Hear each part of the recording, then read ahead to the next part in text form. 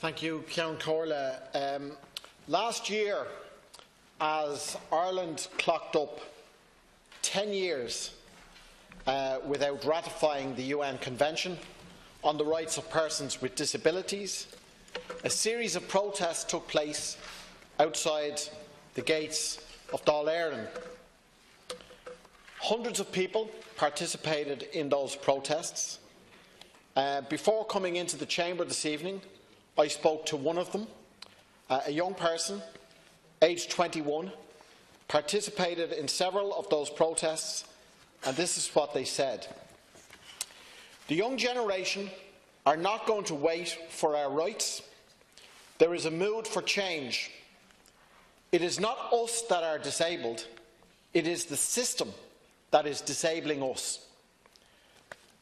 I think that's very well put. It's not us that are disabled, it is the system that is disabling us. And that's clearly shown by this motion and in this debate.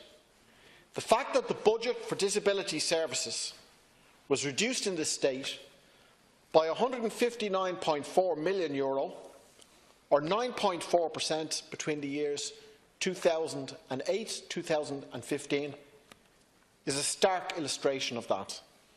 We saw cuts to the mobility allowance, cuts to the motorised transport grant, cuts to the personal assistance scheme, cuts to therapy services, cuts to home support services, cuts to community services and more.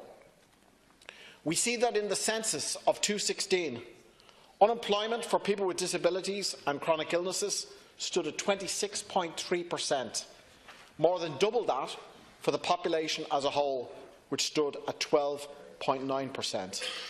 And the government still refuse to allow people going back to work in those circumstances automatic access to a medical card.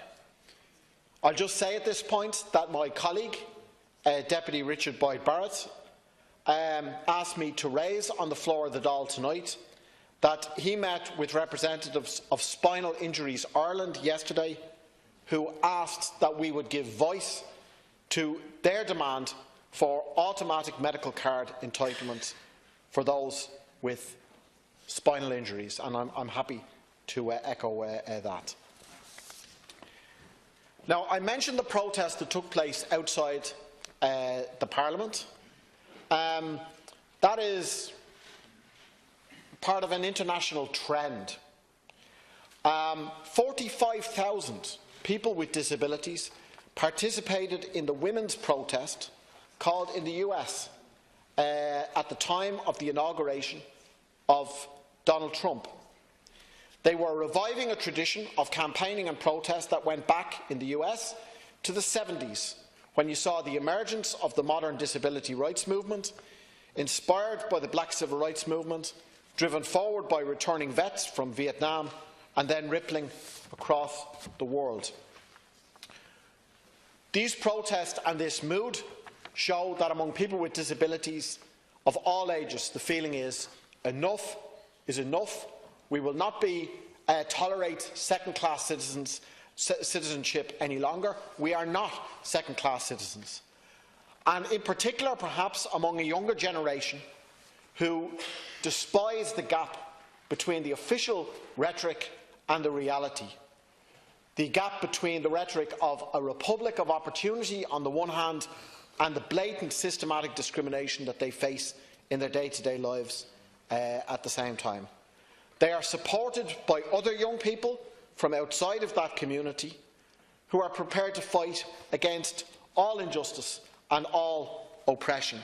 And I think that as people engage in campaigns of this kind, that they can, and I hope will, draw political conclusions, as others who have campaigned for disability rights in the past have done. People like Stephen Hawking, who has been mentioned in this debate.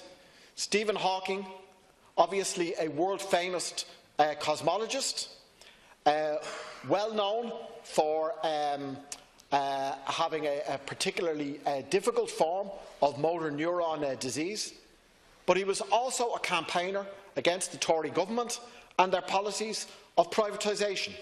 He said, and I quote, "I wouldn't be here today if it were not for the National Health Service." People like Helen Keller.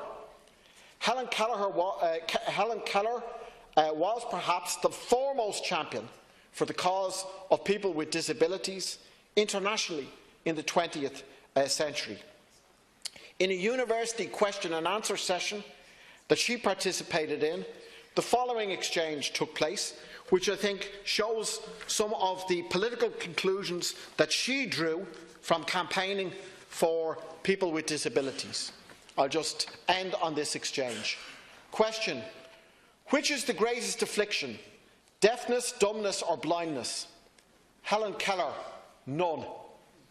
Question: what is the greatest human affliction? Helen Keller: boneheadedness. Question: do you think the voice of the people is heard at the polls? Helen Keller: no. I think money talks so loud that the voice of the people is drowned. Final question: what do you think of capitalism? Helen Keller: I think it has outlived its usefulness.